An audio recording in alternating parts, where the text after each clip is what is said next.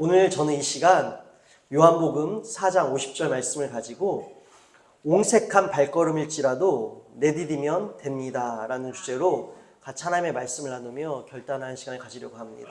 오늘 말씀의 주제는 옹색한 발걸음일지라도 내디디면 됩니다 라는 주제예요. 여러분, 우리가 저번 주 또 그 저번 주 2주 말씀을 나누고 또 이제 우리 3주차 들어가게 되는데요. 예수님이 누구신가? 우리가 예수님은 어떠한 분이신가? 예수님은 누구신가? 이거와 관련하여 우리가 앞으로 계속 말씀을 나눌 것입니다. 그래서 예수님은 누구신가? 예수님이 누구신지, 또 예수님께서 이 땅 가운데 오신 이유와 목적이 무엇이신지 아주 강렬하게 소개해 주시고 선명하게 드러나신 그 7가지의 표적들이 있습니다. 요한복음에 기록되어 있죠. 그래서 우리는 앞으로 계속 이 요한복음에 기록된 특별히 이렇게 비춰지고 들춰진 7가지 표적을 계속 나눌 것입니다. 그러나 여러분, 사실 요한복음에는 우리가 나눴고 또 앞으로 나눌 7가지 표적 외에도 다른 표적들이 기록이 되어 있습니다. 그러나 7가지 이 표적을 특별히 우리가 들추는 것은 예수님이 누구이신지 또 이 땅 가운데 오신 이유와 목적이 아주 선명하게 잘 드러나 있기 때문입니다. 그래서 이 요한복음에서도 첫 번째 표적, 두 번째 표적이냐 이렇게 몇 번째 표적인지 이것들을 이 사도 요한도 짚어주고 있는데, 이렇게 특별히 이러한 표적들을 드러내고 짚어주고 있는 이유는 마치 이 표적들이 너무나 예수님이 누구이신지, 예수님이 이 땅 가운데 오신 이유와 목적이 무엇인지 아주 잘 우리에게 설명해주고 있기 때문에 마치 표적들의 특별 모음집처럼 모아서 우리에게 전달해주고 있기 때문입니다. 그래서 우리는 이 앞으로의 이 주일날 말씀들을 통해 예수님이 누구이신지 분명히 뜨겁게 만나는 시즌들을 경험하게 될 줄로 믿습니다. 그래서 이 7주간, 그 7주를 넘어선 모든 시간들을 통해 예수님이 어떠한 분이신지 그 예수님을 뜨겁게 만나 내 삶이 그리스도의 푸르른 계절로 회복되고 변화될 줄로 믿습니다. 오늘은 두 번째 표적이에요. 우리가 앞서 2주간 이 첫 번째 표적이었던 가나의 혼인잔치 사건, 물이 변하여 포도주가 된 사건을 나누었고요. 오늘은 왕의 신하의 아들을 고치신 두 번째 표적에 관한 말씀을 나눌 것입니다. 그리고 오늘 말씀의 주제에 옹색한이라는 형용사가 들어가 있습니다. 옹색하다라는 뜻은요, 형편이 넉넉하지 못해 생활에 필요한 것이 없거나 부족하거나 공간이 좁고 답답한 상황, 또는 생각이 막혀 답답하고 옹졸한 상태를 의미하는 형용사입니다. 이 옹색하다라는 형용사를 믿음에 수식해보면 이렇게 적용해 볼 수 있을 것입니다. 믿음이 넉넉하지 않아 확신이 부족하다. 믿음의 시야가 좁고 이해력이 부족하다. 믿음이 트이지 않아 답답하고 막막하다. 믿음에 관하여 생각이 막혀있다. 여러분, 우리의 이 믿음의 발걸음이 옹졸할 때가, 이처럼 옹색할 때가 있습니다. 주님, 나는 주님 잘 믿고 싶은데 제 믿음이 넉넉하지 않은 것 같아요. 그래서 제 안에 확신과 신뢰가 부족해서 정말 말씀대로 살아내고 싶은데 그러기가 쉽지 않습니다. 주님, 저의 믿음의 시야가 좁아요. 믿음의 시야가 옹색해서, 저의 믿음의 이해력이 옹색해서 주님께서 행하실 일을 다 이해할 수가 없어서 때로는 저는 주님을 오해하고 힘들기도 합니다. 주님, 제 믿음이 트이지 않아요. 옹색해요. 그래서 답답하고 주님을 믿는데도 불구하고 나의 앞날이 막막합니다. 또 때로는 아예 주님을 향해 생각조차 하지 않는 벽을 세워, 스스로 벽을 세워 막혀있는 것처럼 우리가 그렇게 믿음의 옹색함들을 경험할 때가 있습니다. 여러분, 믿음이 옹색한 것처럼 여겨지고 또 믿음에 관하여 벽을 쌓은 옹색한 자들을 보며 우리는 신뢰에 가득 찬 그리스도인이 되고 싶어서, 또 이 믿음의 벽을 친 자들에게 주님을 증명하고 싶어서 어떤 극적인 일을 주님께서 행해 주실 것을 원합니다. 주님만이 진짜이심을 짠하고 강력하게 나타내 주셔서 우리가 정말 신뢰에 가득 찬 믿음이 되길 원하고, 또 정말 믿음의 벽친 자들에게 주님께서 짠하고 살아계심을 강력히 나타내 주셔서 이 주님만이 구원자이심을 보여주시기를 우리는 원할 때가 있습니다. 그러나 여러분, 신뢰가 가득 찬 넉넉한 믿음은 어떠한 극적인 일을 본다고 해서 도달하거나 이루어질 수 있는 것이 아닙니다. 어떠한 극적인 일을 보여준다고 해서 본 모든 이들이 주님을 믿는 것도 아닙니다. 믿음의 벽을 친 자들은요, 주님의 표적과 기적을 보고서도 우연일 뿐이다. 살다 보면 한두 번쯤 경험할 수 있는 행운이다. 내 힘으로 된 것이다.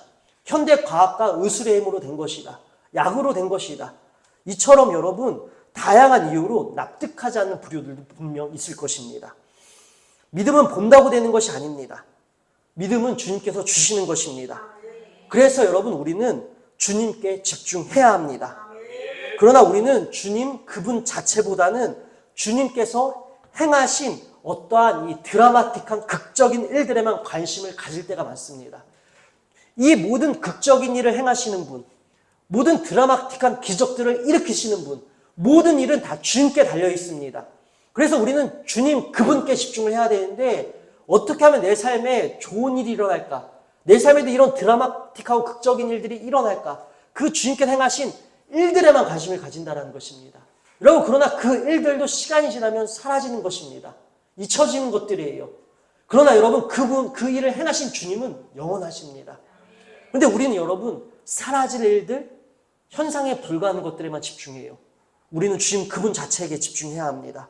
여러분, 이처럼 우리가 주님 그분께만 집중하는 것이 아니라 주님께 행하신 일들, 내가 경험한 것들, 내가 보고 싶은 것들, 또한 보여지는 그러한 일들과 현상과 경험에만 집중하면 나의 욕구나 기대치, 만족 상태에 따라, 또한 시시각각 변하는 환경에 따라 주님을 향한 나의 열정은, 신뢰는 언제든지 변할 수 있습니다. 다시 말씀드려서 주님께만, 우리가 주님 그분께만 집중한다면 상황에 상관없는 믿음으로 우리가 나아갈 것이에요. 그러나 우리가 주님께서 보여주신 일들에만 집중한다면, 그 일들에만 집중한다면 나의 욕구나 기대치, 만족에 따라, 또는 어떠한 상태, 시시각각 변화하는 나의 상황에 따라 주님을 향한 신뢰의 마음도 우리가 흔들리게 될 것이라는 것입니다.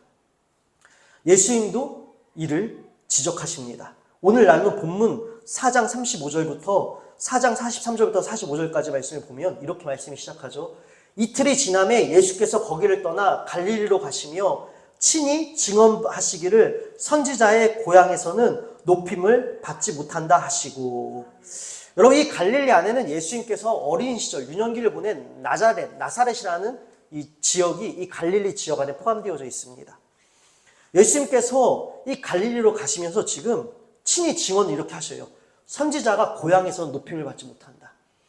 그러니까 나의 어린 시절을 기억하고 나의 출신이 그냥 한 인간의 출신으로만 이해하는, 성령으로 잉태하여 태어나신 분이 아니라 그냥 이 한 마리아라는 여인을 통해 인간의 출생으로만 그렇게 나를 이해하는 이 지역에서는 나를 믿지 않는다.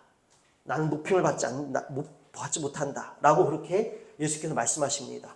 그런데 여러분, 45절 볼까요? 갈릴리에 이르심에 갈릴리인들이 그를 영접하니 이는 자기들도 명절에 갔다가 예수께서 명절 중 예루살렘에 하신 모든 일을 보았음이더라. 여러분, 재밌는 장면이 등장하죠. 예수님은 지금 갈릴리로 가시면서 저 갈릴리에서는 사람들이 나를 믿지 않을 거야. 나를 높이지 않을 거야. 나를 영접하지 않을 거야. 라고 말씀하세요. 그런데 바로 이어지는 그 다음 절을 보니까 예수님이 갈릴리에 도착하시니까 갈릴리 사람이 어떻게 했더라고요? 예수님을 영접했대요. 새 번역에서는 예수님을 환영했다라고 하고 있습니다. 이상하지 않습니까? 예수님은 저 갈릴리 사람들이 나를 환영하지 않을 거야. 나를 영접하지 않을 거야 라고 말씀하셨어요. 그런데 갔더니 웬걸요? 갈릴리 사람들이 예수님을 환영하고 영접합니다. 여러분, 환영하고 영접했다라고 해서 그들이 예수님을 믿었다라고 우리가 착각해서는 안 됩니다.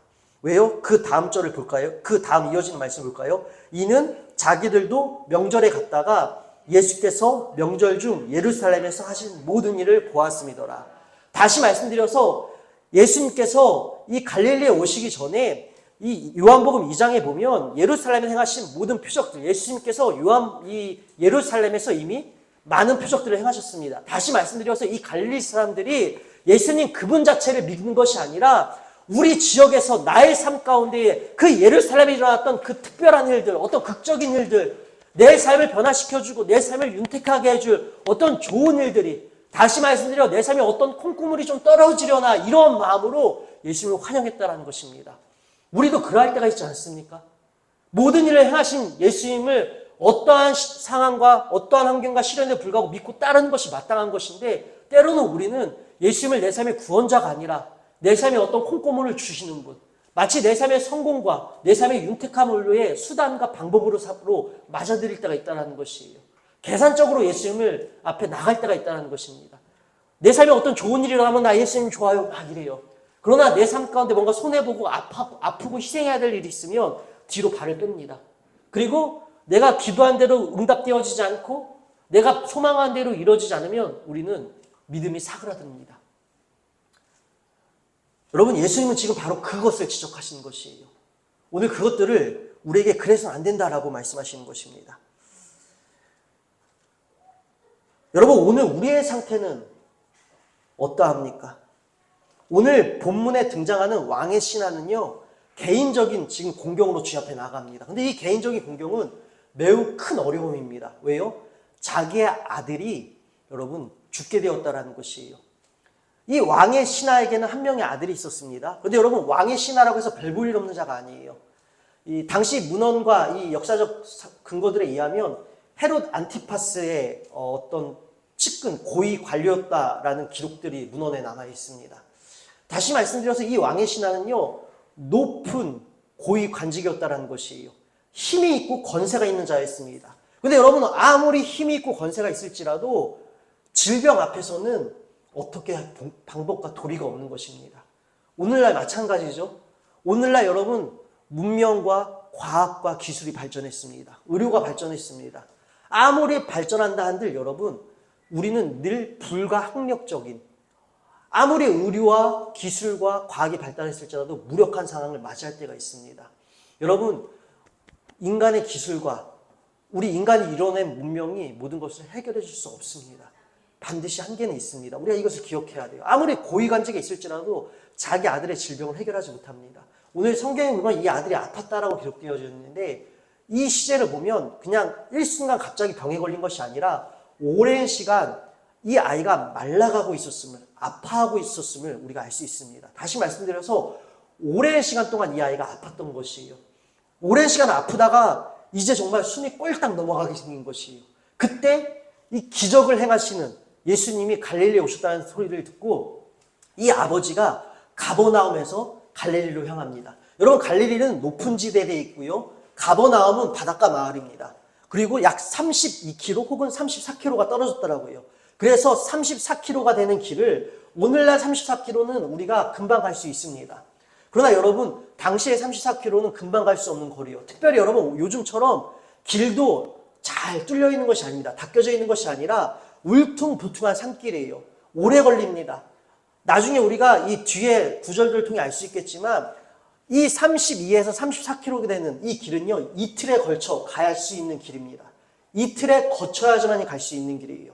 그래서 여러분, 이 왕의 신하는요, 자기 아들을 살리기 위하여 가버나움에서 이틀에 걸쳐 예수님께 나아갑니다. 그리고 예수님께 이렇게 간청해요. 예수님, 내 아들을 살려주세요. 나랑 같이 가버나움에 가셔서 내 아들 좀 살려주세요. 이 아버지는요, 지금 개인적인 공경, 개인적인 문제, 내 아들의 생사가 달린 이 문제로 주님 앞에 나왔습니다. 그런데 예수님은요, 지금 자기 아들을 살려달라는 이 사람 앞에 뭐라고 답변하시냐면요, 우리가 여러분 이 47절, 48절 한번 이어서 읽어보겠습니다. 그가 예수께서 유대로부터 갈릴리로 오셨다는 걸 듣고 가서 청하되 내려오셔서 내 아들의 병을 고쳐주소서 하니 그가 거의 죽게 되었습니다. 예수께서 이르시되 너희는 표적과 기사를 보지 못하며 도무지 믿지 아니하리라. 지금 개인적인 공경으로 예수님 앞에 이 왕의 신하가 나왔고요. 살려달라고 했는데 오히려 우리 예수님은 뜬금없이 너희들이 표적과 기사를 보지 않고서 믿지 않는다. 왜 꼭 보고서만 믿으려고 하냐라면서 이 다른 답변을 하세요. 47절, 이 왕의 신하의 아들은 지금 자신의 개인적인 공경을 말하는 것이고 48절에 예수님은 오히려 그런 그를 향해 해결해 주겠다가 아니라 예수님께서 느끼시는 당신의 공경에 대해 말씀하시는 것입니다. 여러분, 믿음의 입장에서 볼 때 아이의 질병보다도 지금 생사가 위태롭죠. 이거 중요한 일입니다. 그런데 여러분, 믿음의 시선, 믿음의 입장에서 보면요, 아이의 질병보다도 훨씬 더 생명의 위태로운 질병이 있습니다. 그것이 무엇이냐면 예수님께서 지적하시는 것, 도무지 보거나 경험하지 않고서는 믿으려 하지 않는 마음, 이것이 진짜 생명의 위태로운 질병인 것입니다. 여러분, 오늘 우리의 상태는 어떠합니까? 경험해야지만이, 어떤 극적인 일들을 나타내 주셔야지만이 믿으려고 혹시 하십니까?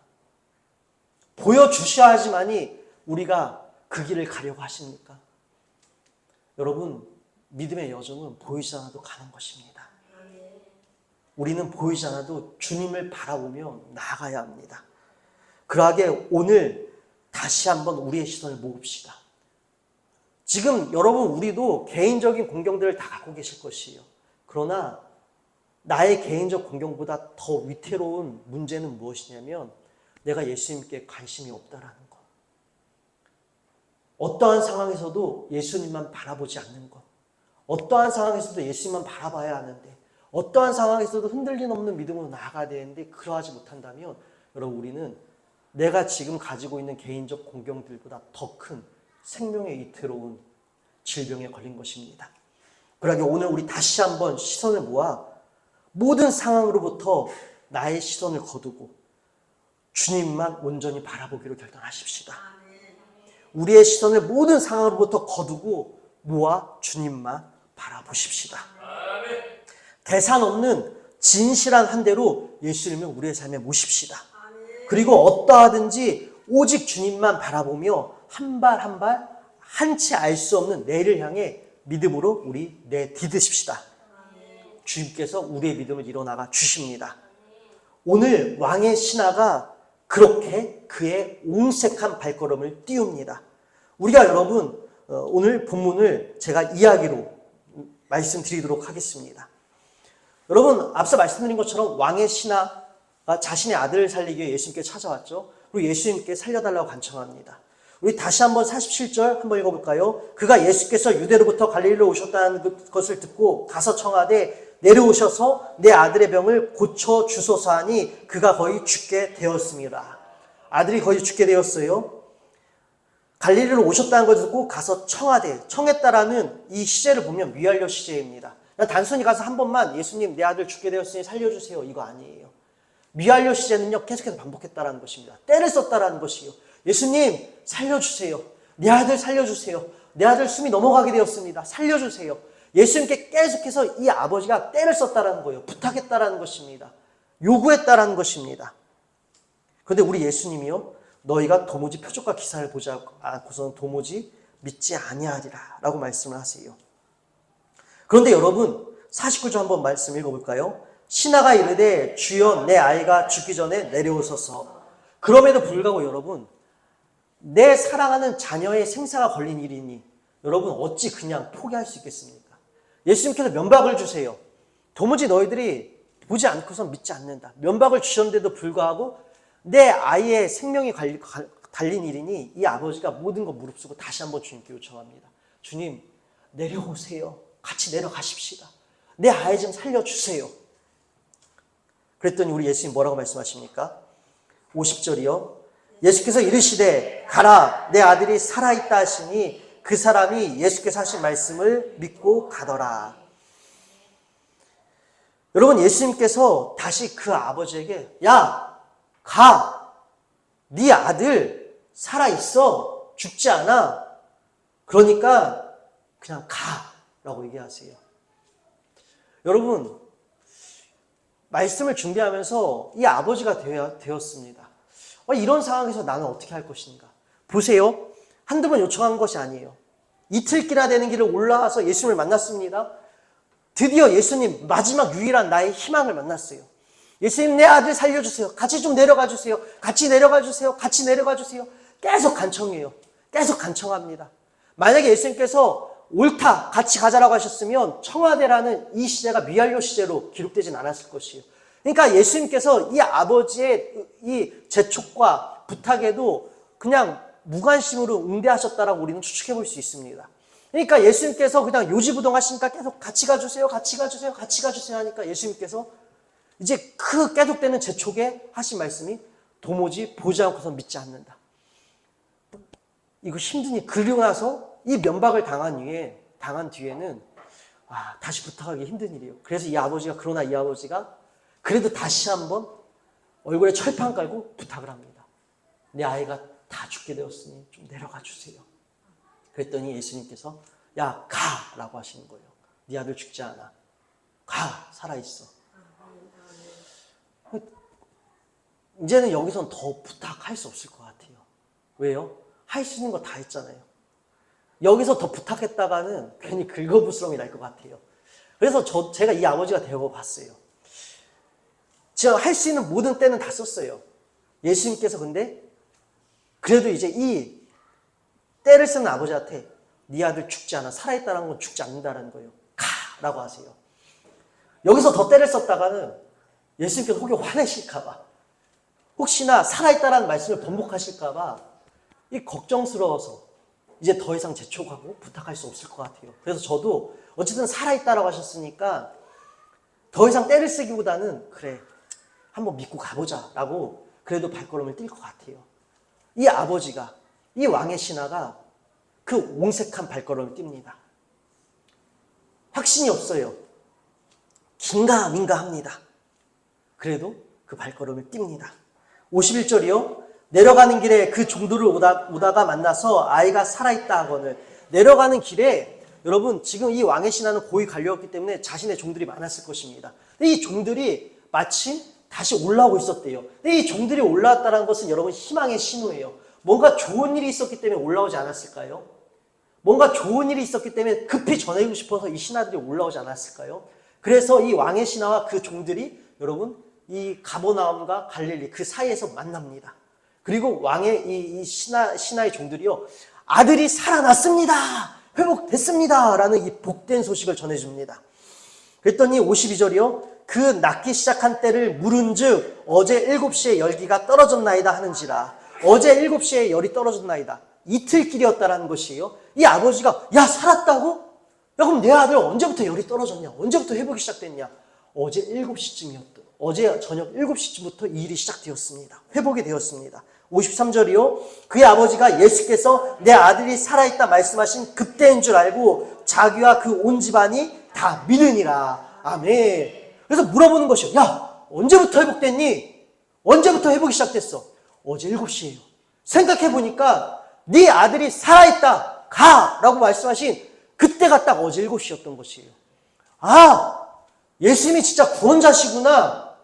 예수님 하신 말씀이 진짜 맞구나. 그제서야 여러분 이 왕의 신하가요 온전한 믿음에 이르게 되는 것이에요.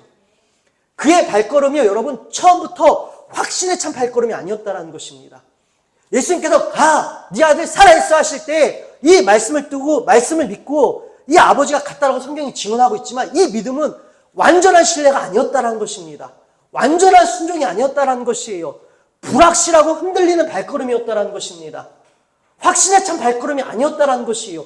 만약에 확신에 찬 발걸음이었다면 여러분 53절은 이렇게 기록되어 있겠죠. 그의 아버지가 예수께서 내 아들이 살아있다 하신 말씀이 그때인 줄 알고 그 온 집안에 복음을 전하여 다 믿으니라. 그렇게 기록이 됐겠죠. 그러나 여러분 53절에 여러분 누구도 포함되어 있으니까 온전한 믿음에 이르게 된 자들 중에 왕의 신하 자신도 포함되어 있다는 것입니다. 그의 아버지가 예수께서 내 아들이 살아있다 말씀하신 그때인 줄 알고 자기와 그 온 집안이 다 믿으니라. 다시 말씀드려서 긴가민가 했다는 것입니다. 예수님께서 가라고 하셨으니까 믿음으로 발걸음을 일단 뛰는 거예요. 불확실해요. 내 발걸음이 흔들려요. 내 믿음의 발걸음이 옹색하기 그저 없습니다. 부족하고요. 확신도 없어요. 그냥 뭔가 내 안에 믿음도 지금 이 아버지는요, 왕의 신하는요, 넉넉하지도 않습니다. 이해도 지금 되지 않았어요. 믿음의 시야도 좁아요. 아직 믿음도 트이지 않았어요. 옹색한 발걸음이에요. 확신도 없고 신뢰도 없습니다. 그러나 흔들리는 그 발걸음을, 그 확신 없는 발걸음을 그래도 어떻게 했습니까? 뛰었다라는 것입니다. 그 옹색한 발걸음을 뛰었더니 여러분 그 믿음을 누가 완성시켜 주셨습니까? 우리 주님께서 온전케 하여 주셨다는 것입니다. 여러분 그래서 우리가 옹색한 발걸음일지라도 뛰어야 한다는 것입니다. 믿음은 보고 가는 것이 아니에요. 발걸음을 뛰었을 때 여러분 역사가 일어나는 것입니다. 주님께서 이뤄가시는 것입니다. 여러분, 아브라함이 어땠습니까? 여러분, 아브라함이요, 주님께서 그에게 약속의 땅을 보여주시고 그가 갔습니까? 아니요, 성경은 보여준 땅이 아니라 보여줄 땅이라고, 분명히 준이 아니라 줄이라고 분명히 콕 집어 기록하고 있습니다. 다시 말씀드려서 아브라함이요, 75세나 되는 그 노년의 때에 여러분 보고 간 것이 아니에요. 노년의 때에 여러분 리스크가 큽니다. 가장 불안할 때예요. 그때 자기가 이룬 모든 것을 다 내려놓고 약속 따라 미지의 세상으로 나가야 합니다. 보지 못했어요. 그러나 아브라함은 여러분 그 발걸음을 믿고 뛰어나갔습니다. 그리고 여러분, 아브라함을 주님께서 어떻게 하십니까? 아브라함이 스스로 믿음을 좋게 읽어 나갔습니까? 아니요. 믿음은 주님께서 주시고 믿음께서 일어나가 주시는 것입니다. 아브라함의 믿음을 주님께서 일어나가 주십니다. 여러분, 믿음은 이러한 것입니다. 여러분, 혹시 지금 나의 상황이 옹색하다고 여기십니까? 나의 믿음이 옹색하세요? 여러분, 주저하지 마십시오.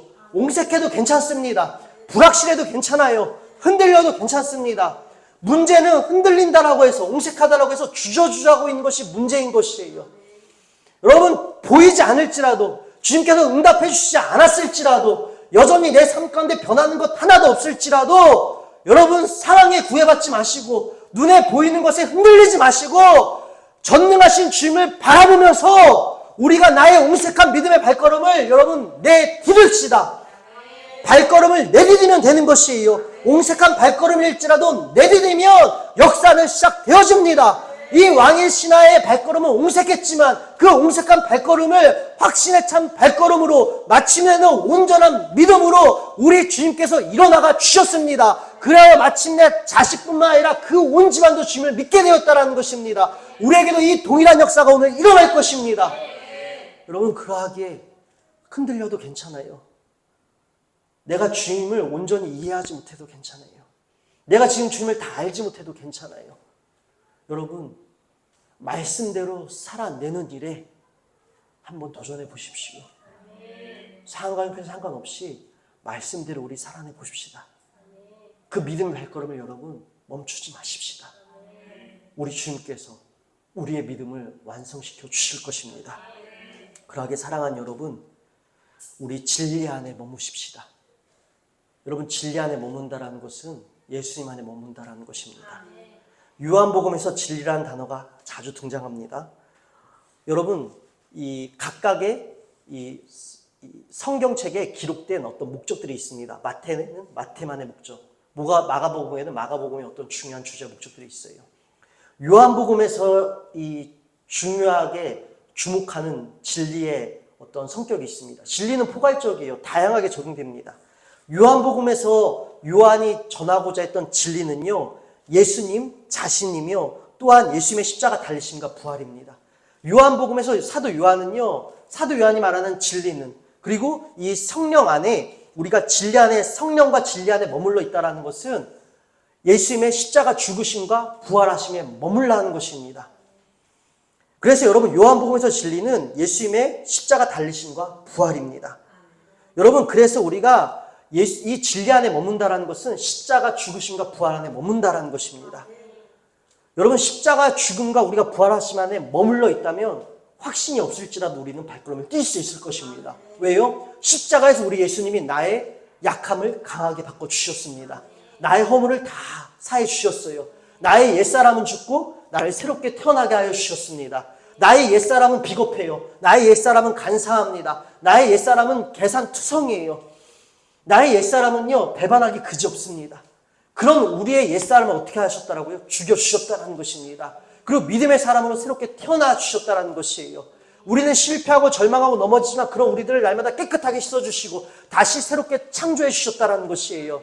그래서 여러분, 우리는 예수의 십자가 안에서 다시 새롭게 시작할 수 있습니다. 뿐만 아니라 그 부활의 승리, 부활의 생명, 그 무엇도 없앨 수 없는 완전한 능력과 생명과 승리 안에서 우리는 내일을 바라볼 수 있게 되어집니다.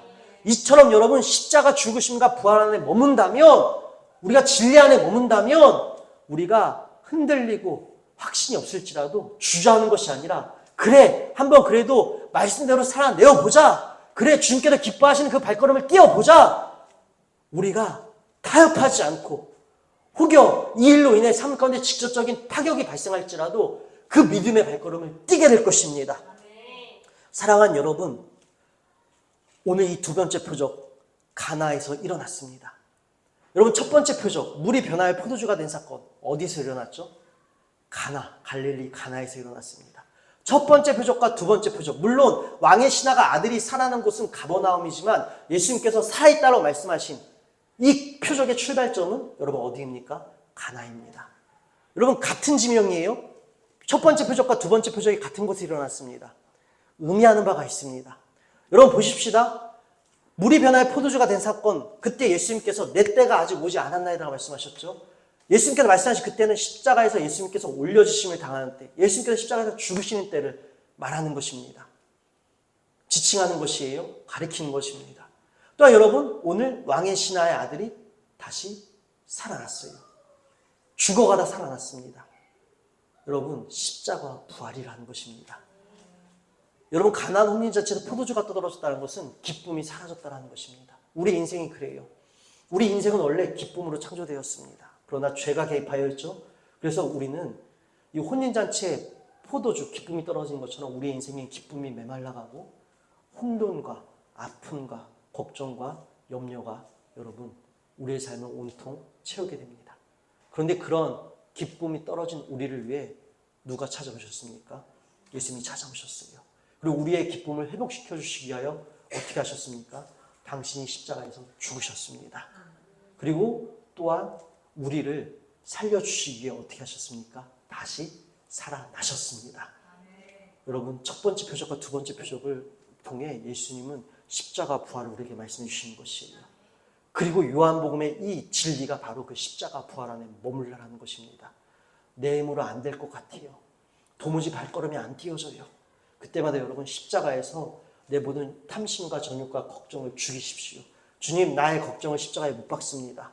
나의 염려를 십자가에 못 박습니다. 나의 용기 없음을 십자가에 못 박습니다. 그리고 나는 주님 십자가에 새롭게 태어났습니다.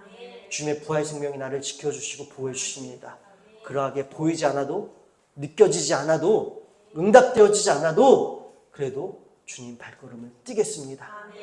나의 믿음의 발걸음이 옹색할지라도 내딛겠습니다.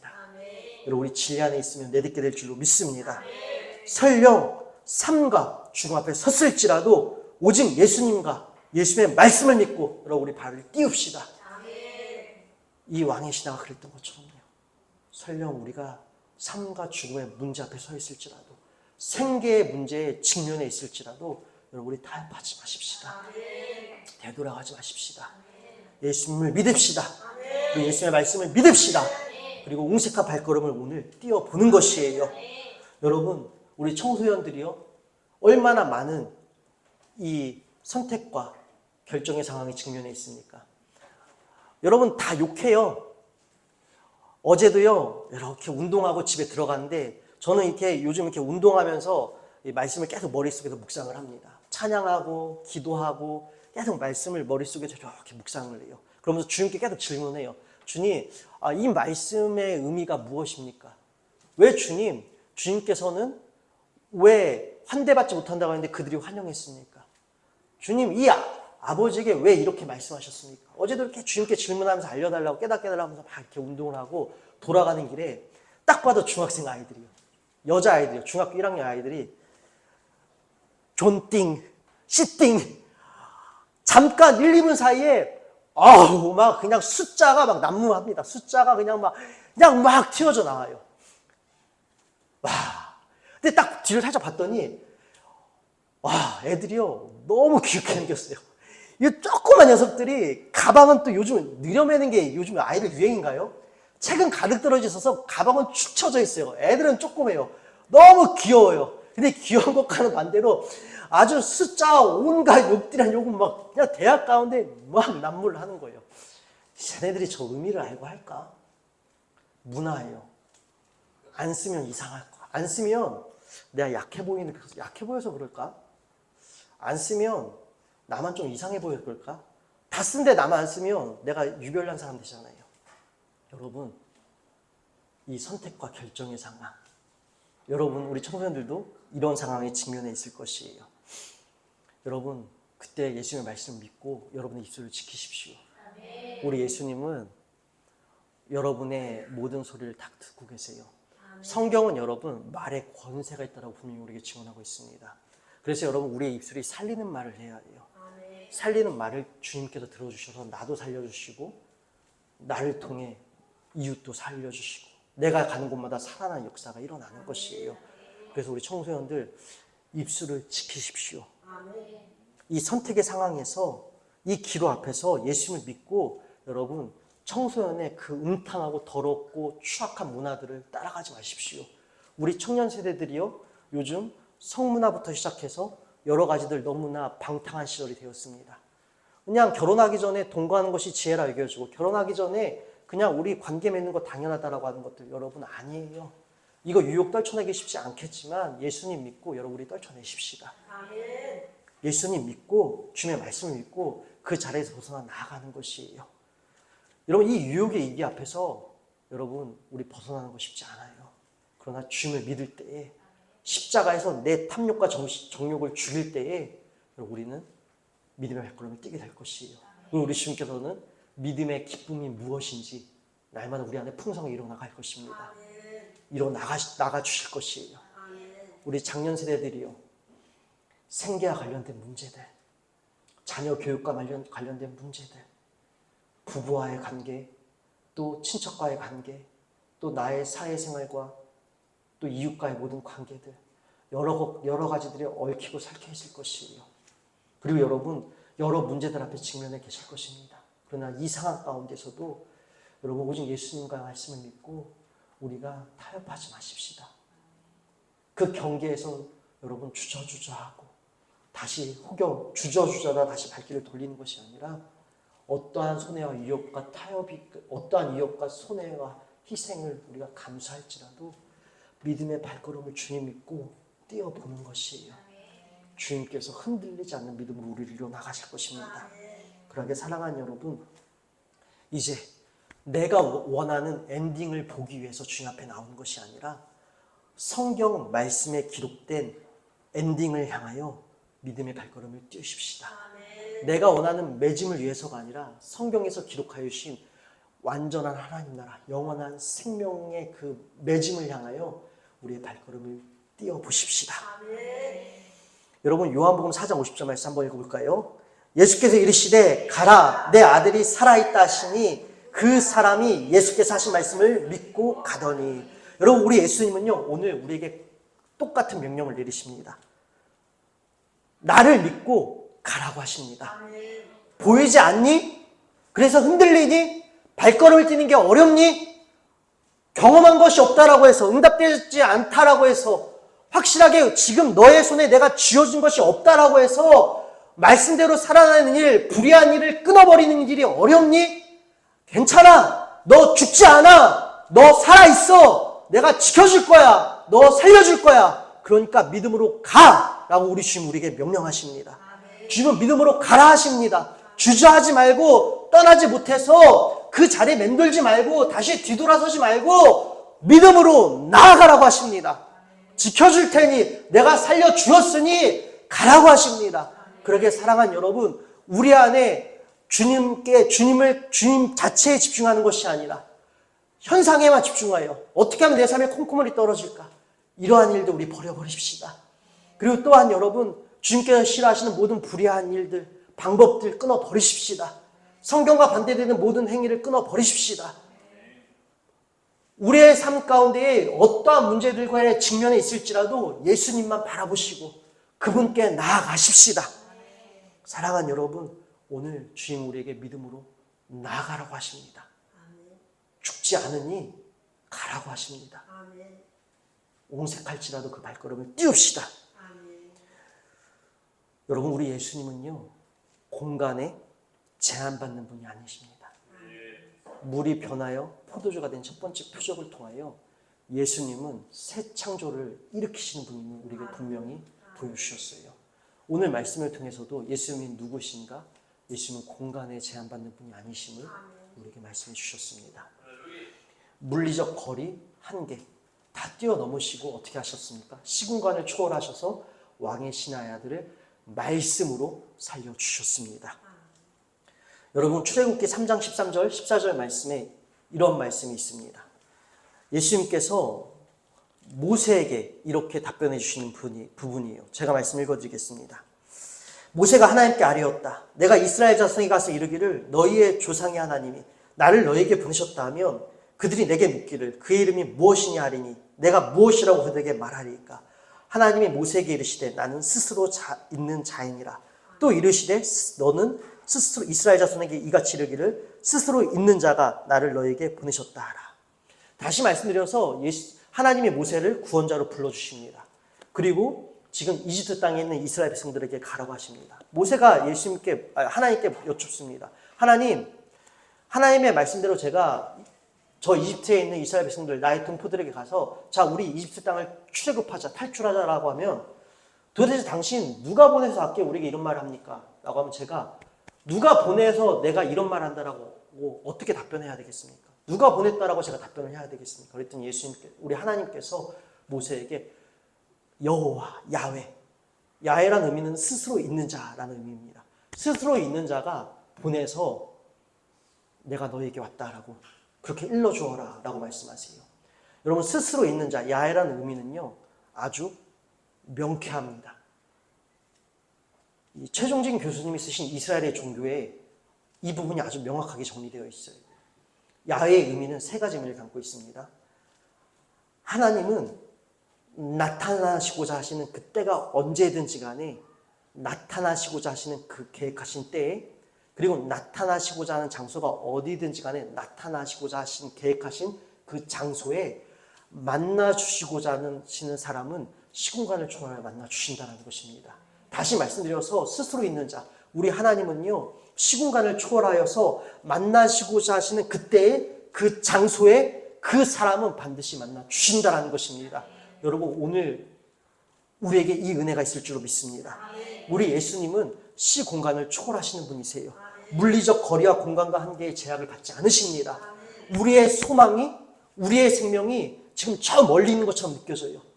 예수님과 나 사이가 거리가 멀게 느껴집니다. 공간이 너무 멀리 떨어지는 것처럼 느껴져요.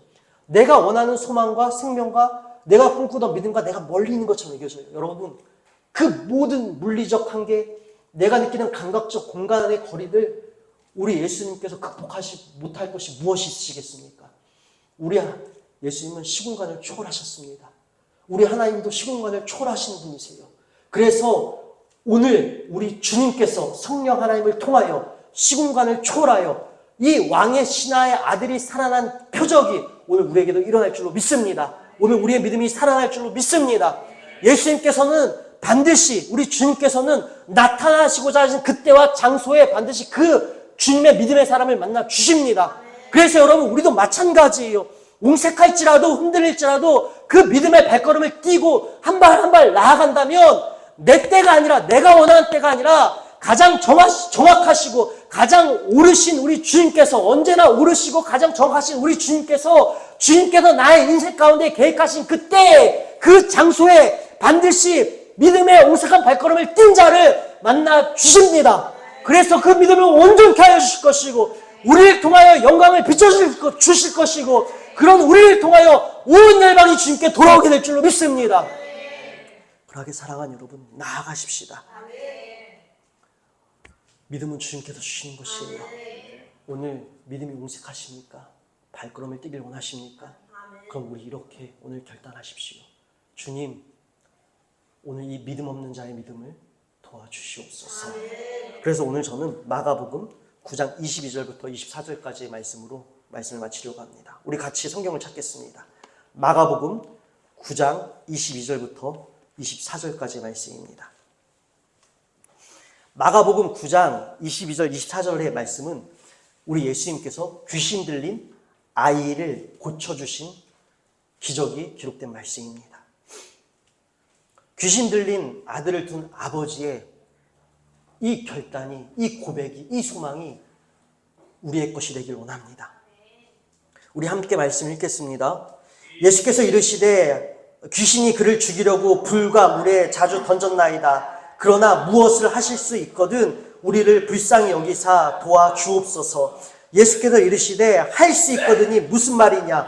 믿는 자에게는 능히 하지 못할 일이 없느니라 하시니 곧 그 아이의 아버지가 소리를 질러 이르되 내가 믿나이다. 나의 믿음 없는 것을 도와주소서 하더라. 아멘. 여러분, 믿는 자에게는 능치 못함이 없는 것입니다. 그러하게 사랑하는 여러분, 오늘 주님께 믿음을 구하세요. 주님 믿음의 발걸음을 뛰길 원합니다. 내가 본 것이 없어도, 내 손에 쥐어주신 것이 없을지라도, 경험되어지지 않았을지라도 주님은 살아계시고 주님은 지금도 내 삶 가운데 역사하여 주시고 주님만이 유일한 구원자가 되어주시고 주님만이 유일한 생명이 되어주십니다. 그러하게 주님, 나의 왕이신 주님을 향해 내가 믿음으로 나아가길 원합니다. 주님만 바라보길 원합니다. 말씀대로 살아내길 원합니다. 주여, 믿음 없는 나에게 믿음을 더하여 주시옵소서.